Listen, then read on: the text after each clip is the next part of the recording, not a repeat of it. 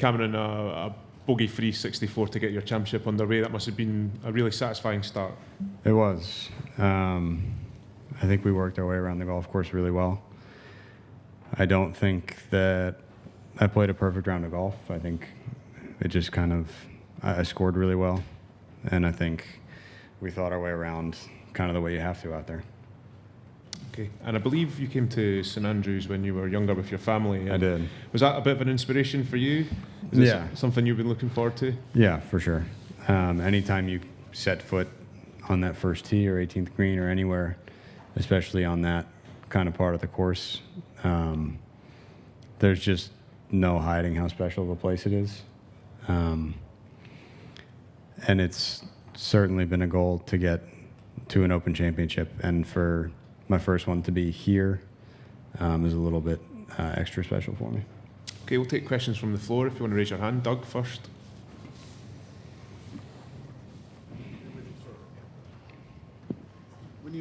What was imperfect about the way you played if it wasn't a perfect way? Can you have a few examples of some of the smart things you did or strategic things you did? Yeah. I didn't drive it particularly well. I think I hit it fine off the tee, but it wasn't just going where I was looking. I think one of the ones I hit it left on 5, the par 5. And that one just is uncomfortable for me. I know that, those bunkers on the right are in play with the wind off the left. But I have it written down in big bold letters in my book. I said hard left is better than right. So I made sure it was hard left today. And that's one from over there. Almost every time you're going to have a shot to fly it over that bunker in the middle of the fairway and roll it up on the green, which is exactly how it went. So that's one of the ones. We did stuff like that a few times today. 7 iron. Okay, next question, Stephanie. Bob McIntyre said in his press conference there that he fed off the energy that you gave out in your good round today. I mean, was there a good vibe around your group today? Yeah, for sure. I think we shot 2, 3, and 8 under. I know both of those guys, KH and Robert, a little bit, so it was very comfortable. They're both really nice guys, and we all kind of got off to a pretty good start. So I think it was easy to keep going, given kind of the energy in the group. Okay, next question, Dan. You have a new, you have a new caddy on the bag. Yeah. I'm just wondering, you've had such a great year. What went into that decision? Quite a few things. I kind of, as much as I've had a solid year, there's been a couple things missing, I think. I haven't won anything. And that was just something that could change, to kind of exhaust all my options to see what I could do better. And that was just something that we as a team decided was probably best for my golf. And then you struggled last week. Did you just kind of flush it away, or what explains the sort of dramatic turnaround? Last week is hard. You're jet lagged. We played in some pretty difficult conditions. I think it's just one of those weeks that you have to just take away from it when you can. I mean, I didn't feel like I played horrible. I just scored really poorly. And, I mean, you start to feel a little better earlier this week and have some more time to prepare.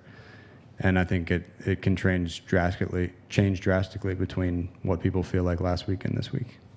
Okay, microphone number 1. Cam, you contended at the PGA Championship. What did you learn from that experience that can help you over the next 3 days? I don't know. I think just any time you're around the lead in a major championship or any PGA Tour event, frankly, you get more and more comfortable every time. Whether I'm leading by 3 or 1 or 4 back after today, I'll sleep just fine. I feel like I've been around, even though it's only been most of a year, I've been around the lead a good bit. And I think we'll just take tomorrow as it comes. That's really all I can control. Okay, microphone number 4. Just wondering some of the details on the trip over here. How old were you? Did you play other courses, or how did you play here? Yeah, I came with my parents in 2010, so I would have been 13. I think we played 8 or 9 golf courses in 6 days. We played here, the new, the old. We played Kingsbarns, Carnoustie, Gullen, Crail. I'm probably missing one or two, but. What was your best story or memory and first impressions of the place? I mean, on that trip, the first time I got to be out here, my dad and I think asked permission to play from the back tees. I think that's something you have to do, if I remember correctly. So when we came out to hit our first tee shots with the RNA building right there, there were a whole bunch of RNA members presumably watching, and I'm glad I didn't know. I'm sure I would have been nervous out of my mind, but I think there's a picture of me hitting there with a bunch of those guys watching. So that's really my first memory of here. Okay, Doug again. Yeah, a couple things on driver on 15 and 16. Was that kind of your thought to play it that way the first time you saw it, or did you give that some thought, or what? Yeah, I think it depends a lot on the wind. 15's a tricky one. I just felt like today with that hole location, I couldn't get it anywhere near the hole, laying it up with anything less than driver. I was proven wrong by both the people in my group, but yeah, I just felt like those bunkers in the middle of the fairway are definitely in play. But I know hitting driver, worst case scenario, I'm probably going to miss it left with the wind off the right, and I'm probably going to be able to hit it in the middle right side of the green. Out of that fescue, it's not too bad over there. And then 16 was really just the hole location. I felt like even from the left fescue pretty far down there, you just had to dump it on the front edge of the green. It would roll somewhere up around that hole. But yeah, just with that hole location, I felt like I had a big advantage hitting driver there because I've been laying up pretty far back. And to that specific hole location, I felt like there was a lot to be gained hitting driver. Since we're going to rule out the round you played as a 13-year-old for experience, yeah, having only however many days you had, how long did it take you to kind of figure this stuff out? I don't think I've figured that much of it out, honestly. I think you could play here every day for a year, and you'd just scratch the surface of what you can know about this place. There's so many humps and mounds and little nuances to the golf course that we could never know in the 4 or 5 days that I've had to prepare. So a lot of it's accepting that and figuring out as much as we can. I think we probably have seen about 5% of what's out there. There's a pretty endless amount to take in. Then lastly, going back to the 13-year-old, where were you at that time in your life with sports, and what kind of spark did that give you in terms of golf? I mean, were you all in golf, or did that do anything for you? I played a little bit of ice hockey and baseball, I think, still at the time. I loved golf, and I played golf more seriously than the other two. But yeah, I mean, I've always loved golf over here. I think it's a very unique experience compared to what we're used to in the States. Yeah, and I have a lot of good memories from that trip, from playing in the rain and the wind and the cold.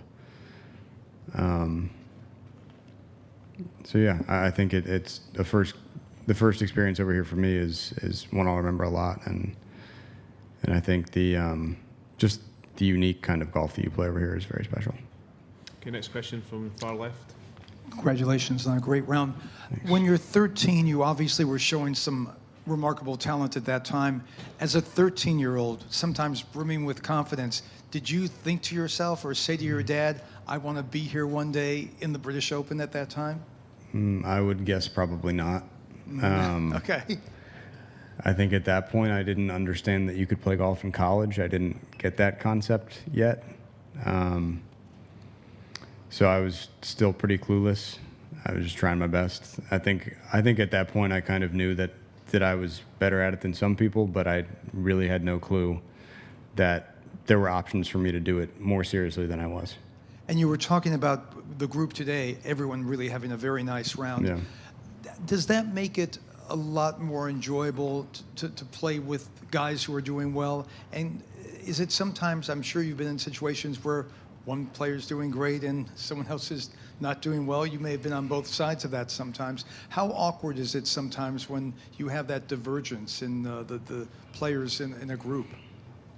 I don't know if it ever gets particularly awkward, but I think when everybody plays well, it definitely makes your life easier. Everybody's happy. And you get to see good golf, which always helps. Okay, sorry. No, I'm sorry. Next question from the front, Fatia. Equipment-wise, did you adjusted or added anything in your bag? And golf course, was it scoreable or not very difficult today? I usually play with a hybrid, and I put a 2-iron in play that I hit once and hit about 50 yards right today. And sorry, what was the second part of the question? Oh, I think it was difficult. I think the whole locations were difficult. But I think if you were playing from the correct places, it was doable. You definitely could be in a world of trouble out there any day, even with not too much wind. If you start hitting it on the wrong sides of holes, you're going to have a rough day, kind of regardless of what conditions are. But it's very firm, and it's definitely doable if you're in all the right places. But if you're not, you're going to really struggle. Next question from the middle. Hi, Cameron. You said earlier that you played over here in the wind and the rain and the cold. So am I right to assume it was the height of summer? It was, when you were yes. here? Yeah. Okay. Yeah, I think August. Fair enough. Secondly, can you tell us a little bit about, you're currently ahead of 155 golfers. Can you tell us a little bit about what you'll do away from the golf course to make sure you're physically and mentally prepared to stay there over the next few days? Physically prepared, I won't do a ton. I'll rest. Mentally, I mean, my wife and son are back at home in the United States, so I'll call them and hang out with them a little bit. And I'm sure I'll eat dinner with my parents because they're here, but I really won't do much the rest of the day. Do you not do anything to take your mind off golf at all? Favorite DVDs or one DVD down, or movies, stuff like that? I don't even know. I don't know. We might go take a walk around town or something, but I haven't really thought that far ahead, to be honest. Has it kind of taken you a bit by surprise then to be ahead today? If you've not been thinking about it, has it surprised you that you're so far ahead of everybody? Not necessarily. I think it's always possible. I mean, I shot 1 million last week, and this week all of a sudden I'm pretty comfortable. There's been a lot of work and a lot of preparation in between, but I think things can change in an instant, especially out here, given how important, the bounces and the mindset that you have are. So I'm not necessarily surprised, but I think I've been trying really hard to take it one day and one shot at a time. And so, yeah, that's why I don't know what I'm doing. Okay, next question from microphone number 2. Just to follow up on the caddy switch, why Chad? What does he give you that perhaps you were seeking? He brings a lot of experience to the table. I know he's been working on the PGA Tour for about 20-ish years. He's worked for Vijay Singh, Nick Watney when he was number 2 in the world. So I think being around people like that, he has, there's no replacement for being around good golf and major championship golf for 20 years. There's just a level of knowledge that is hard to find elsewhere. There's a bunch of veteran guys out here like that, and I think that knowledge is kind of irreplaceable. Okay, Jeff on the left. You're one of the longest hitters in the world in pro golf. Is length an advantage here, or is it neutralized by the firmness? I think it's an advantage everywhere. I think there's very few places that it really wouldn't play to your advantage. Out here, there's so many little bunkers. Being able to carry it a little farther, I'm going to have, one less bunker in play than some other people. So I think there's always a way to use it to your advantage, and I think there's always a way to at least make yourself feel like it's an advantage. And you've played beautifully on some really great courses this year. Is it something they bring out in you, inspire you? Maybe. I don't really know. I feel like I've played well at a lot of different places, and I've played really poorly at a lot of different places. So I think it really just come down to, like I said, taking each day as it comes. I might struggle tomorrow. Who knows? I might shoot 64 again. But I think it's just important for me to take tomorrow as it comes and do what I can. Okay, we'll take the next couple of questions, just starting here on the right. Yeah, Cameron, Fordham Prep School in the Bronx is especially known for producing professional golfers, maybe more basketball players. Yeah. Can you talk a little bit about maybe an improbable journey from the streets of New York, somewhat, to granted you went to Wake Forest, but to the links of St. Andrews? That doesn't happen every day. Yeah, I think the streets of New York is probably a stretch. Fordham Prep is on Fordham University campus. It's beautiful. And I lived at Sleepy Hollow Country Club where my dad is the head pro. I lived on the lower course out there. So yes, I took the train to school, but I also took the train back home to go practice. So, I mean, it might sound a little improbable, but I've been around golf my whole life. It's just kind of what I do, so. Any bond association with Keegan, St. John's University guy, obviously with the New York City ties? Yeah, I've spent a little bit of time around him, and I've enjoyed it. I've watched him play some phenomenal golf. I played with him at the Players this year, and I think he made a double, but it was a whole ruling ordeal. He didn't make a bogey. I shot 78 or something. So it's been fun to watch him. I know he does some things differently, and I know he's very focused and precise about what he does. So I have a lot of respect for his game, and I think that, who knows where that comes from. It could be him individually, and it could be something that he kind of grew up needing to do. I mean, there's a lot to admire about him. Okay, we'll take the final question from the far right. If you'll forgive me saying, you don't seem super excited to be leading the Open by 3. Is that you keeping things in check, or is there a bit more bubbling under the surface? I think it's a pretty accurate representation of how I feel. I'm happy I shot 64. I'm happy that, as far as I know, I'm still leading the Open Championship. But it's not going to change how I feel an hour from now. And it might change how I feel on the first tee a little bit tomorrow, but I'll forget about it very quickly. Okay, we'll bring things to a close there. Thank you for your time, Cameron, and well played today. Thank you.